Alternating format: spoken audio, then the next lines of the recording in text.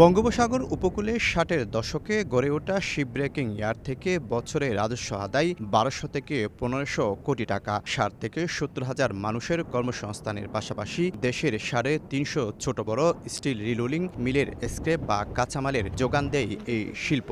ক্রমান্বয়ে ইয়ার্ডগুলো গ্রিন হওয়ায় আগ্রহ বাড়ছে জাহাজ পাঠাতে বিদেশিদের।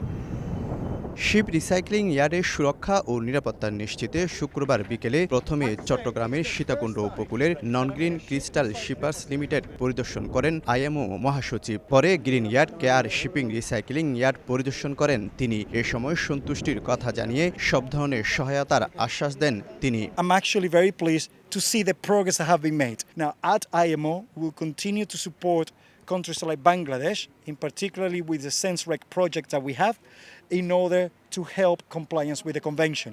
আন্তর্জাতিক হংকং কনভেনশন অনুযায়ী ২০২৫ সালের মধ্যে সবগুলো ইয়ার্ড গ্রিন করার কথা। তবে ইয়ার্ড মালিকরা জানান আর্থিক সংকটের কারণে ২০৩০ সালের আগে পুরোপুরি গ্রিন করা সম্ভব নয়। আমরা ২৫ সালের মধ্যে পারি কিনা, এখন তো ১০-১২টা প্রসেসিং আছে।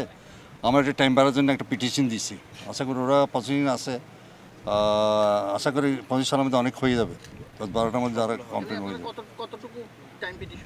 আমরা ২০৩০ সাল পর্যন্ত দিচ্ছি। একটা স্ট্যান্ডার্ড ইয়ার্ড আমরা যদি এইচকেসি ইয়ার্ড হিসেবে আমরা কনভার্ট করতে যাই, এটার প্রায় ৪০ থেকে ৫০ কোটি টাকা ব্যয় হয়। তো অনেকের পক্ষে অ্যাট এ টাইম এতগুলো টাকা ইনভেস্ট করা পসিবল নাও হতে পারে। এটা একটা বিগ চ্যালেঞ্জ। বিশ্বের ৩০ থেকে ৩৫% জাহাজ ভাঙা হয় চট্টগ্রামের ১৫০'র মতো শিপ রিসাইক্লিং ইয়ার্ডে।